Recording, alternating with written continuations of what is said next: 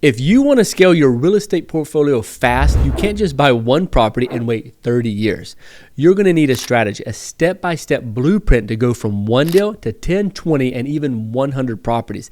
And in this video, I'm going to break down exactly how to scale your real estate portfolio the smart way using creative finance strategies. Let's get into it. The number one way to scale your real estate portfolio is to stop buying one property at a time.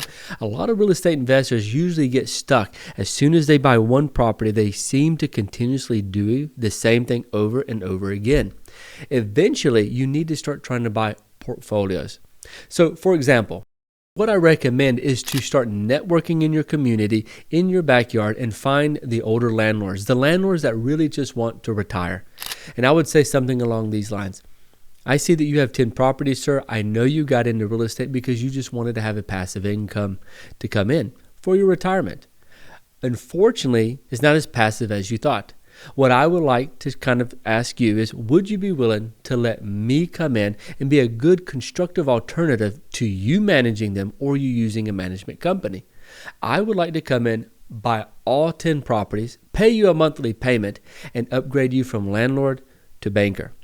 That way, sir, I, as a young person, can get in here, get started, and this would be you a great way to be able to get out of real estate in the day by day and the liabilities, and it would be completely passive. Then, basically, you would come in, let's just say for 10 properties, you're paying $1,000 each, so $10,000 a month. Your goal is to come in and maintain the properties, raise rents, maybe modernize them, change the systems, and bring it up to, let's say, $15,000 a month. If you're bringing in $15,000 after taxes and insurance, let's just say you have a net of $13,000, you pay the seller $10,000, you can walk away between $2,000 to $3,000 a month. If you continuously do this over and over and over again, you'll notice that it takes the same amount of time to buy 10 properties as it did to buy one. And it definitely expedites your journey in growing your portfolio to where you want it to be. And that was going directly to a landlord that already had a ton of properties. And if you think about it, you can buy one property and it takes about 30 days, or you can buy 90 like I did and get it all within 30 days. It's amazing that you can buy 90 properties in the same time frame as it takes to buy one. All right, so what I did is instead of seeking out just people who were selling their home that they were living in, I decided to target landlords, current landlords, older landlords that really and truly just wanted to have passive income.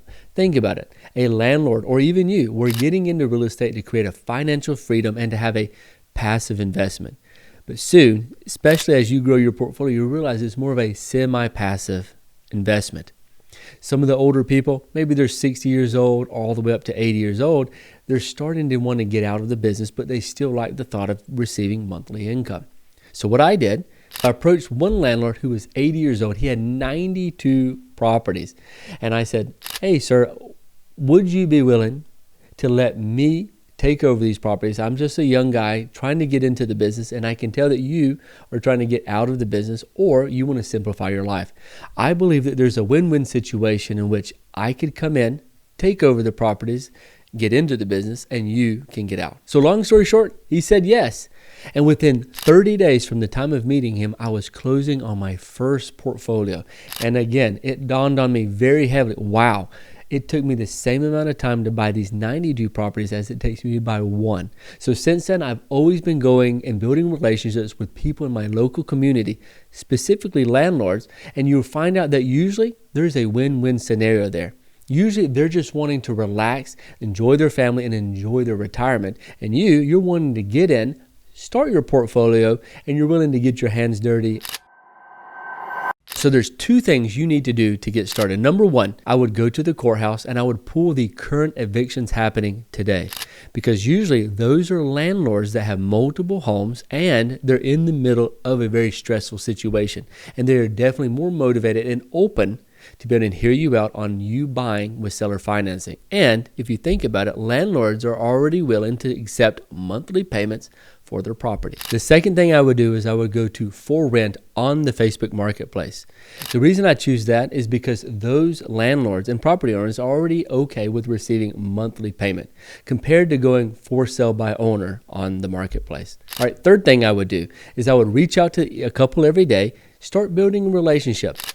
The relationship is more important than the property details. Now, of course, you want to know the basics, but you want to understand the actual motivations and the goals of the actual landlord and person that owns the home. So then I want to make sure I have a win-win solution. So then when I go to see them in person, I'm more than prepared that as I build rapport, see the property, then I can pitch them the solution. And usually that solution is, I want to upgrade them from landlord to banker. They will receive a monthly income completely passive. They don't worry about repairs, maintenance, taxes, and insurance, because that is something that we will take on as we become the new owners if they sell or finance it to us. And then the great thing is, you're going to come take over the property, you're going to fix the property, you're going to raise the rents, and you're going to make sure that you bring everything up to a higher standard so that you can cash flow.